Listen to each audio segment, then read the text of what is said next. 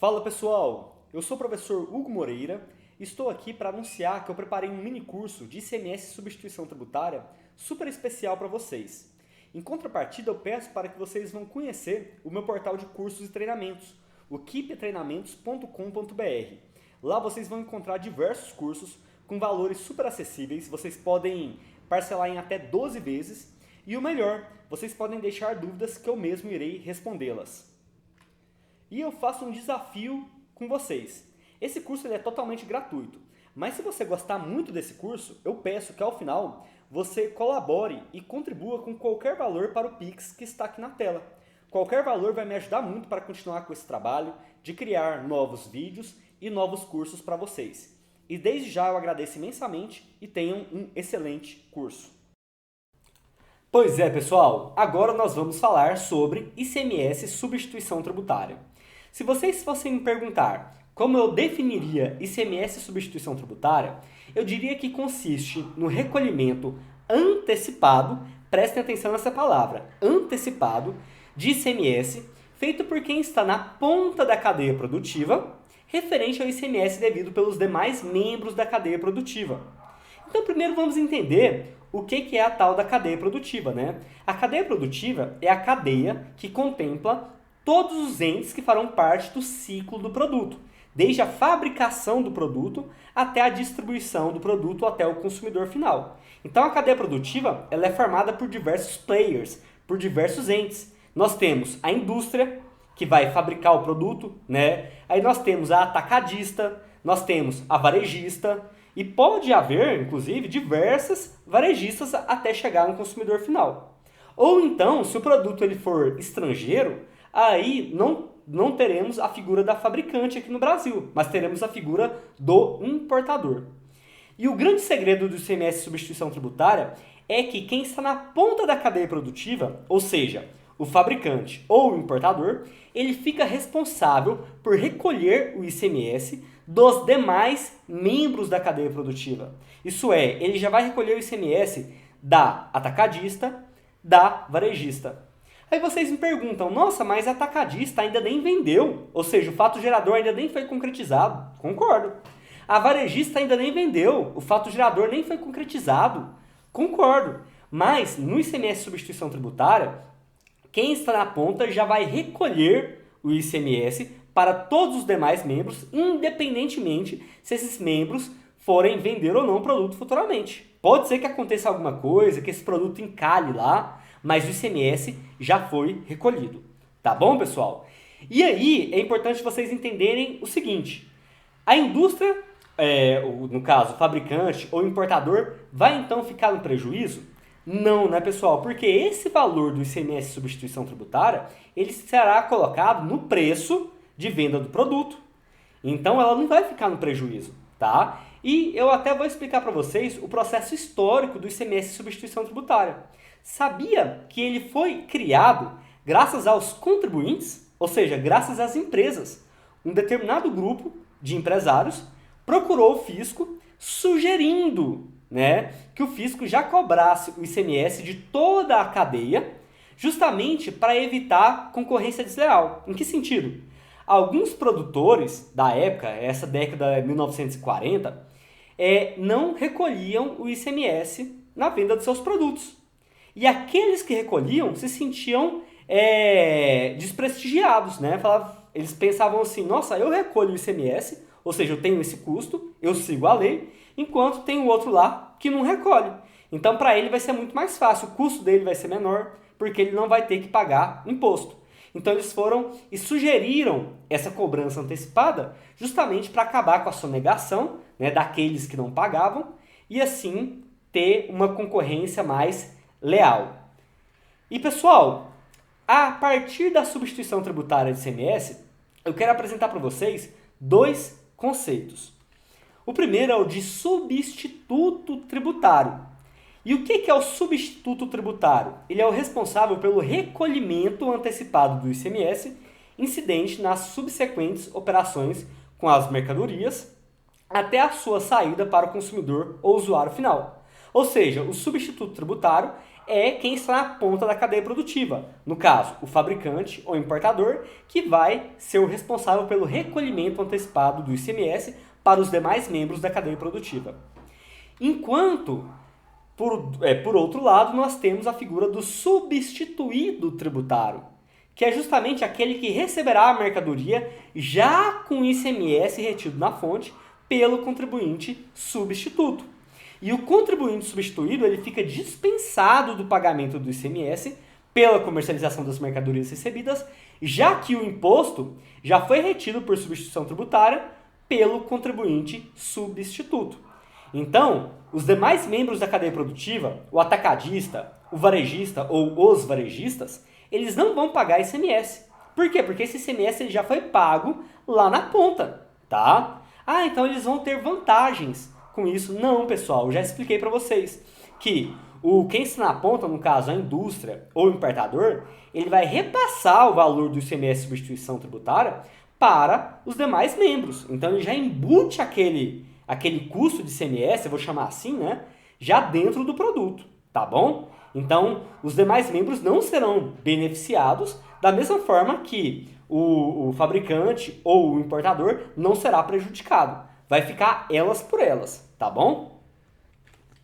E agora, pessoal, eu vou passar para vocês a base legal que sustenta, que fundamenta a substituição tributária do ICMS. E primeiro, eu vou lá no artigo 150 da Constituição Federal. Então não é qualquer lei, não é qualquer medida provisória. Pessoal, nós estamos falando da Bíblia do Brasil, no caso a Constituição Federal. Então, nós temos lá no artigo 150 dizendo o seguinte: a lei poderá atribuir a sujeito passivo de obrigação tributária a condição de responsável pelo pagamento de imposto ou contribuição, cujo fato gerador deva ocorrer posteriormente, assegurada a imediata e preferencial restituição da quantia paga, caso não se realize o fato gerador presumido. Então, nós temos aqui já falando sobre a substituição tributária no artigo 150. Mas lá no artigo 155 haverá falando o seguinte: compete aos estados e ao Distrito Federal instituir impostos sobre, aí lá diz o seguinte, dispor sobre substituição tributária. Então, cada estado, compete a cada estado, né, dispor, discriminar, esclarecer, né, sobre como será a substituição tributária. Então, nós já vimos que é uma competência dos estados. E nós sabemos que o ICMS ele é um tributo estadual, tá bom? E aí, pessoal, eu vou passar para vocês também a Lei 87 de 96, que também é conhecida como Lei Candir. E lá no seu artigo 26 diz o seguinte: em substituição ao regime de apuração de débito e crédito, a lei estadual poderá estabelecer que o cotejo entre créditos e débitos se faça por mercadoria ou serviço dentro de determinado período, que o cotejo entre créditos e débitos se faça por mercadoria ou serviço em cada operação, que, em função do porte ou da atividade do estabelecimento, o imposto seja pago em parcelas periódicas e calculado por estimativa para um determinado período, assegurado ao sujeito passivo o direito de impugná-lo, instaurar processo contraditório. Então aqui ficam estabelecidos os poderes dos estados, né, sobre a forma com que os estados vão tratar em relação à substituição tributária e, inclusive, na forma de cobrança, né, onde diz que o imposto seja pago em parcelas periódicas e calculado por estimativa. E aí vem a grande questão da substituição tributária. Como é que o fabricante ou importador vai saber qual seria o valor de ICMS recolhido pelos demais entes da cadeia produtiva, né? No caso, pelo atacadista, pelo varejista, se ele nem sabe qual é o valor que atacadista, o varejista irá vender aquele produto? Então, pessoal, nós ainda vamos falar sobre isso aqui nessa palestra, mas eu já mostrei para vocês que esse cálculo ele pode ser feito por estimativa. E pessoal, para vocês entenderem melhor sobre a substituição tributária, primeiro eu vou passar para vocês sobre como que funciona a tributação de ICMS nas operações sem substituição tributária. Então, primeiro uma operação normal e depois uma operação com substituição tributária para vocês entenderem a diferença. Então, pessoal, falando em operações normais, ou seja, sem substituição tributária, nós temos o fabricante, nesse exemplo, a indústria, que eu vou chamar de indústria tecelagem. Ela produz um determinado produto, eu vou até dizer aqui que é um tecido. Um tecido e ela coloca o preço de venda desse tecido no valor de R$1.000. E aí ela vai pagar, no ato da venda desse produto para o atacadista, né, a alíquota de ICMS do seu estado, a alíquota interna de ICMS. Nesse meu exemplo é de 17%. E aqui cabe destacar que o ICMS, a alíquota de ICMS, ela varia em relação a cada estado, tá? Alguns utilizam a alíquota de 18%, outros de 17%, tá bom? Então essa alíquota ela não é fixa para todos os estados. Então, pessoal, o preço de venda é R$1.000, a alíquota de ICMS é 17%, logo, a indústria, que é o ente que está na ponta aqui da cadeia produtiva, vai pagar um ICMS no valor de R$170. Aí a indústria tecelagem vai e vende esse tecido para a atacadista. Eu vou chamar aqui de atacado distribuidora. E a atacado distribuidora, ela comprou por R$1.000, mas ela vai ter que colocar um lucro, né? Senão não tem o porquê da atacado distribuidora existir. Ela vai comprar mais barato e ela vai tentar vender mais caro justamente para ter um lucro, né? Ela comprou por R$1.000 e vai vender por R$1.200. Então a atacado distribuidora ela está aplicando uma margem de 20% sobre o valor que ela pagou, né, como lucro. E aí, pessoal, a atacado distribuidora também vai pagar o ICMS no ato da venda desse tecido. Vamos dizer que ela também está no mesmo estado, cuja alíquota de ICMS é 17%. Então, nesse caso, pessoal, ela vai pagar 17% sobre 1.200. Então, 17% sobre 1.200, isso equivale a R$204. Só que aí que está o ponto. Ela não vai pagar a guia de ICMS no valor de 204. Por que ela não vai pagar? Porque ela tem um crédito da compra de R$170. Então, ela vai utilizar esse crédito que ela se apropriou de R$170 e ela vai pagar apenas a diferença. Então, 204 menos 170, ela vai pagar um ICMS de R$34. Ah, professor, então na prática, a atacado distribuidora só vai pagar o ICMS sobre o lucro, ou seja, sobre os R$200. Exatamente isso, tá bom? Então, os demais membros, eles pagam somente sobre o lucro que eles tiveram. Mas a gente tem que entender dessa forma. Primeiro a gente calcula a alíquota, né, sobre o valor total e depois a gente deduz o crédito das compras, tá bom? E aí a atacado distribuidora vai e vende esse tecido para um terceiro membro da cadeia produtiva, que é uma varejista. E nesse exemplo aqui eu vou dizer que é a C&A. A C&A é uma varejista, né? Ela não é fabricante, ela vai ser a que vai vender até o consumidor final. E a C&A vai e coloca o preço de venda desse tecido no valor de R$1.500. Então, prestem atenção. Esse produto ele foi fabricado e vendido por R$1.000. A atacadista cobrou R$1.200, a varejista vai vender por R$1.500. Então, vocês podem perceber, né, que a cada membro da cadeia produtiva, eles vão cobrar mais caro, tá? Então, o preço de venda da C&A, R$1.500. Então, nesse caso, a C&A aplicou uma margem de 25% em relação ao valor que ela pagou R$1.200, vai vender por R$1.500. Então, 25% a mais sobre os R$1.200 que ela pagou. Quando ela for vender, ela vai pagar uma alíquota de 17% sobre R$1.500, o que equivale a R$255.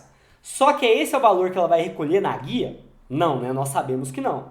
Por quê? Porque ela tem um crédito de ICMS de R$204, oriundo da compra.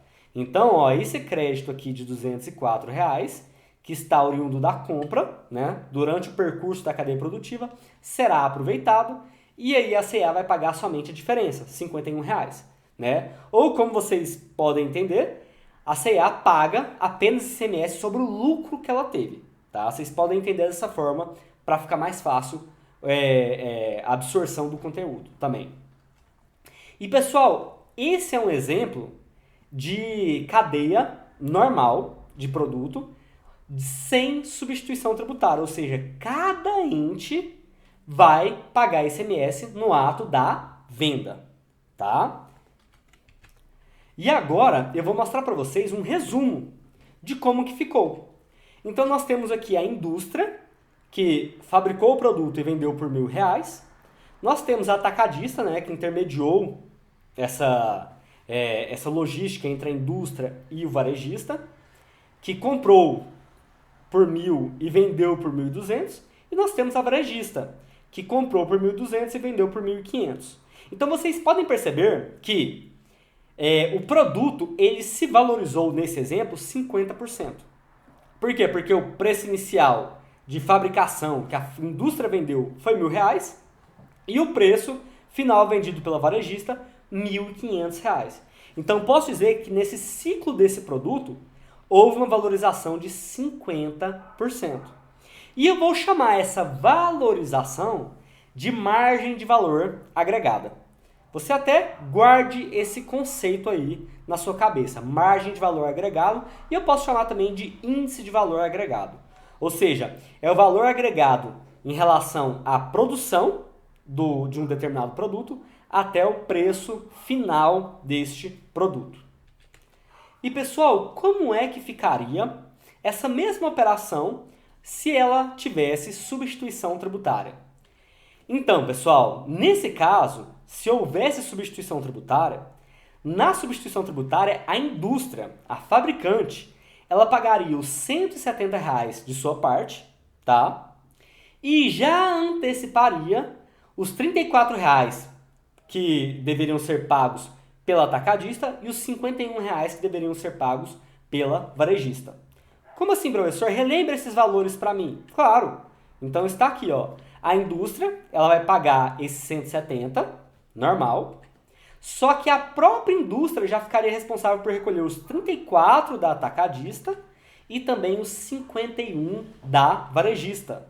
Ou seja, essa indústria ela recolheria então 2 guias de ICMS. Ah, então o ICMS ele não vai ficar na mesma guia do ICMS próprio da empresa? Não. A gente tem que separar a guia de ICMS próprio no valor de R$ 170,00 e a guia do ICMS substituição tributária no valor de R$ 85,00, sendo que esses R$ 85,00 ele é composto pelo valor do ICMS da atacadista e da varejista, ou seja, pelos demais membros da cadeia produtiva.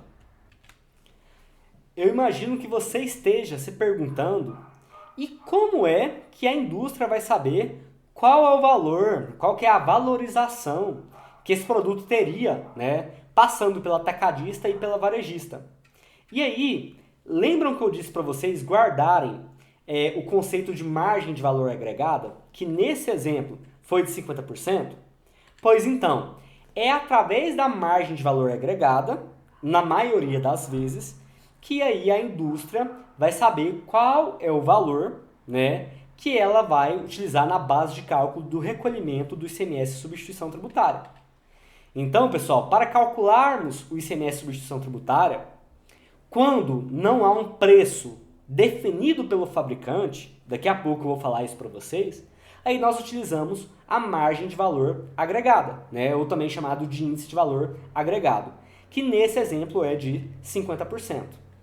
Então, pessoal, se nessa situação houvesse substituição tributária, nós temos que dividir da seguinte forma. Primeiro, o cálculo do ICMS próprio, né? Então nós temos aqui o valor do produto vezes a alíquota do ICMS, né? R$ 1.000 vezes 17% é igual a 170, esse é o valor do ICMS próprio, tá? Que a indústria paga. E aí, os demais cálculos para o ICMS substituição tributária. Então vou ter que pegar o valor do produto multiplicado por 1 mais a porcentagem do MVA, da margem de valor agregado, dividido por 100. Então, nesse caso, pessoal, eu disse para vocês que a margem de valor agregado é de 50%. Então, 1.000 vezes 1 mais 0,5. Ou seja, 1.000 vezes 1,5. O que equivale a R$ 1.500. Então, nesse caso, R$ 1.500 vezes 17% é igual a R$ 255. Tá? Essa é a segunda parte do cálculo de substituição tributária. Mas não é esse o valor que será recolhido de substituição tributária. Nós temos que terminar agora o cálculo. Já que, pessoal, eu vou ter que, então, deduzir o ICMS substituição tributária pelo ICMS próprio, o ICMS interno. Então, 255 menos 170 é igual a 85. Então, nesse exemplo aqui, nós temos o valor que será recolhido do ICMS substituição tributária, R$ 85. O valor do ICMS próprio, no valor de R$ 170. E, pessoal, vocês também devem estar se perguntando, mas quais são os produtos que estarão sujeitos a esse regime de substituição tributária? Todos os regimes estarão sujeitos a isso? Somente alguns produtos que estarão sujeitos a isso? Como é que fica definido isso? Então, pessoal, cada estado, como já mostrei para vocês na legislação, ele tem o poder de definir quais os produtos que estarão sujeitos ao regime de substituição tributária. Então, pode ser que um determinado estado ele considere um determinado produto com substituição tributária e um outro estado considere o mesmo produto sem substituição tributária. Pode haver essa diferença, tá? Agora, é importante destacar que para o estado escolher esse produto como substituição tributária, ele deve estar constante lá no convênio 146 de 2015. Então, se esse produto não estiver constante lá no convênio 146 de 2015, mesmo que o estado diga, olha, tal produto vai ter substituição tributária, mas ele está constante lá no convênio? Não, então não vale, tá? Ele tem que estar constante lá no convênio. Eu vou mostrar para vocês sobre esse convênio. Para isso, eu vou apresentar para vocês um outro conceito, que é o conceito do Código Especificador da Substituição Tributária, que é o CEST. Né? O que é o CEST? O CEST é um código padrão, cuja finalidade é facilitar a identificação de mercadorias e bens sujeitos à substituição tributária e antecipação de ICMS. Então, todos os produtos que estarão sujeitos ao regime de substituição tributária de ICMS, eles terão um código CEST. E o CEST está presente em cada produto e deve constar em todas as notas fiscais emitidas com substituição tributária.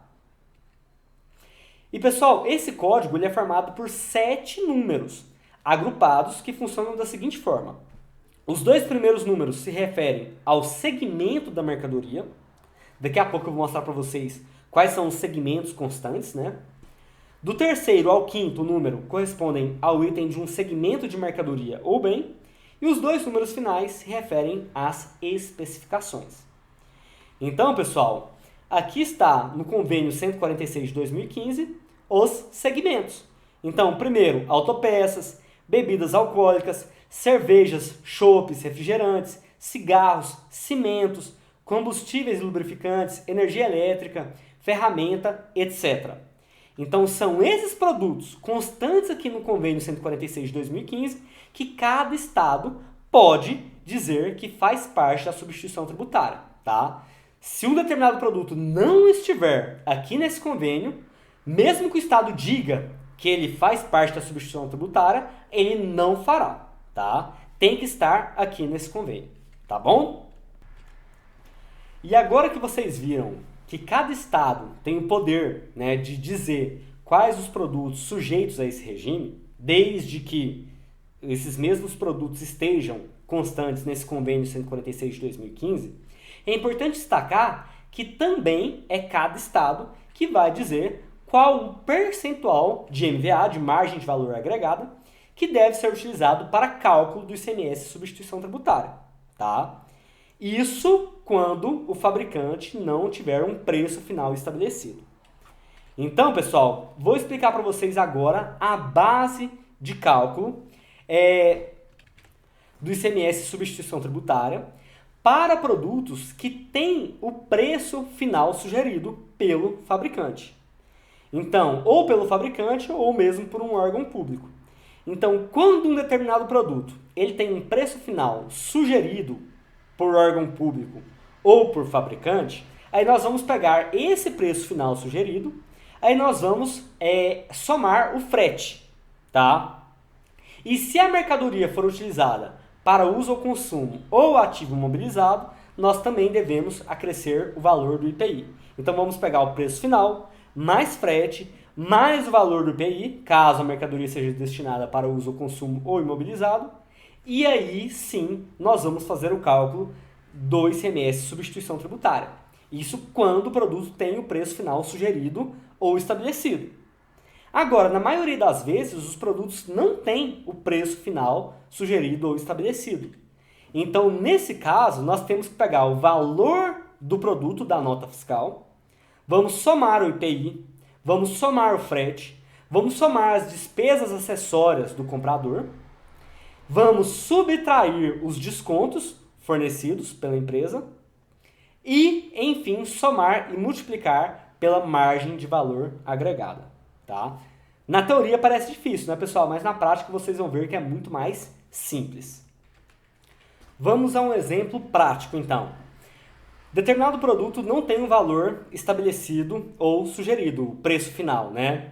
Então, para eu calcular o ICMS substituição tributária, eu irei ter que pegar o valor da nota fiscal, né? Nesse caso, R$500. Vou somar ao valor do IPI, nesse caso, R$60, ao valor do frete, nesse caso, R$40. A empresa ainda teve outras despesas acessórias, né? O comprador ainda teve essas outras despesas acessórias no valor de R$15. Então, total, 615.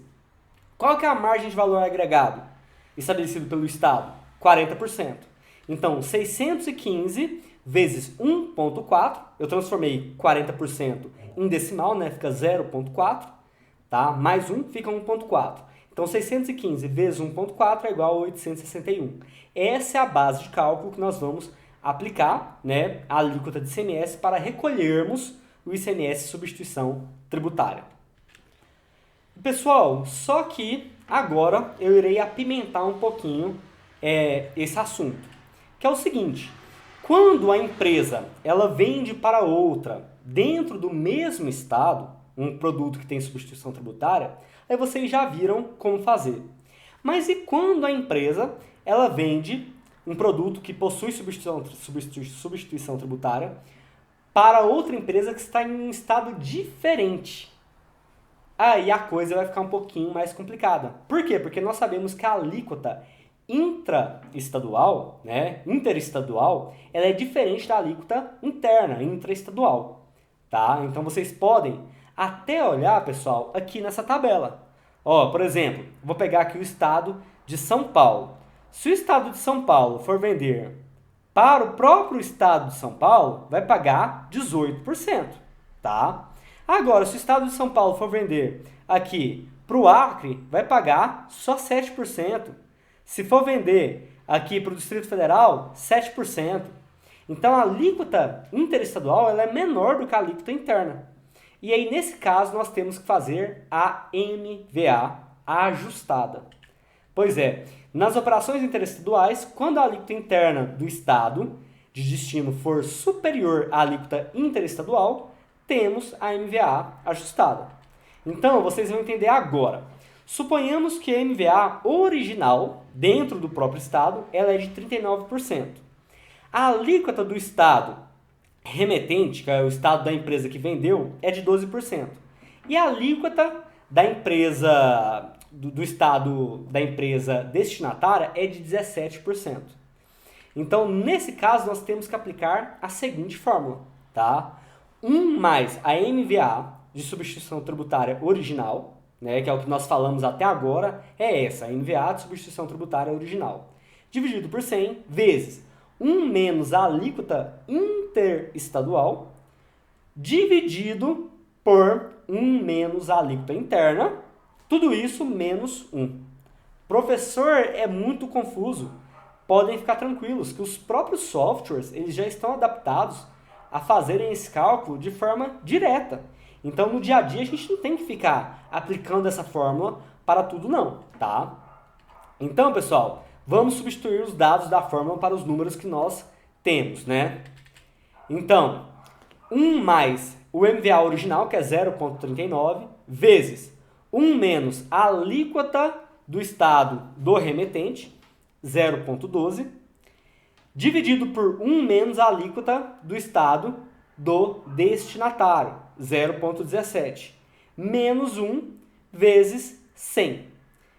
Nesse caso, ficaria 1,39 vezes 0,88, dividido por 0,83, menos 1 vezes 100, aí nós chegaríamos à alíquota de 47,37%. Então, a original, 39%. A MVA ajustada, 47,37%.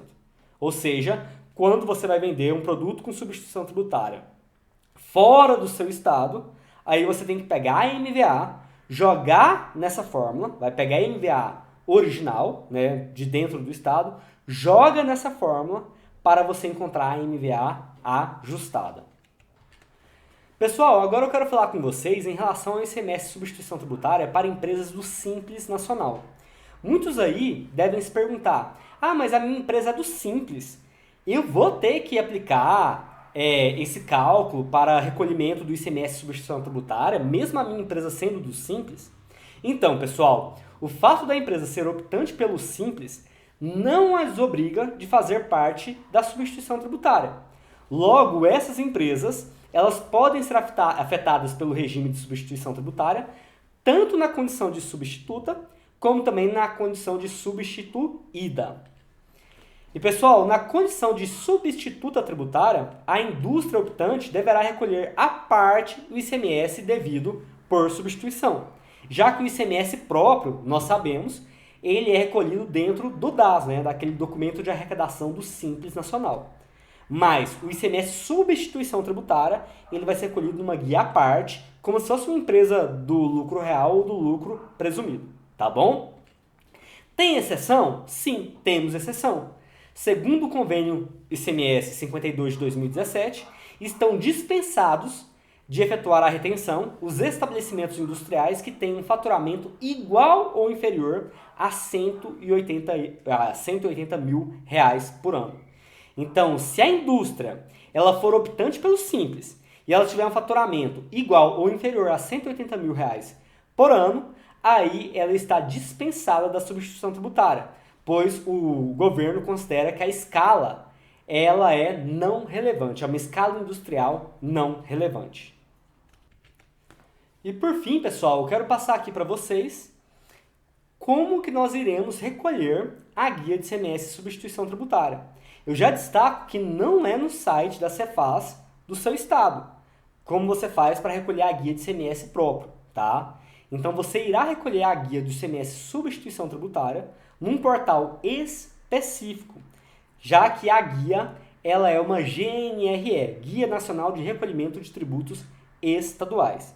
Então vou mostrar para vocês qual é o site que vocês irão recolher essa guia. Pessoal, é justamente aqui nesse site, gnre.pe.gov.br, que nós iremos gerar a nossa guia de ICMS de substituição tributária. E aí, para finalizar, vocês devem me perguntar, professor, e se a empresa ela não recolher essa guia? O produto dela é sujeito à substituição tributária, mas ela não recolhe essa guia. O que pode acontecer? Bom, a mercadoria pode ser apreendida pelo fisco estadual e a empresa ela pode ser autuada, pode ter cobrança de multa, tá bom? Então não deixem de pagar esse valor. Pessoal, eu quero muito agradecer a vocês pela atenção, pela participação nessa palestra. Eu reitero que é uma honra de estar aqui com vocês nesse Pensar Contabilidade, tá? Muito obrigado, um grande abraço e até a próxima oportunidade.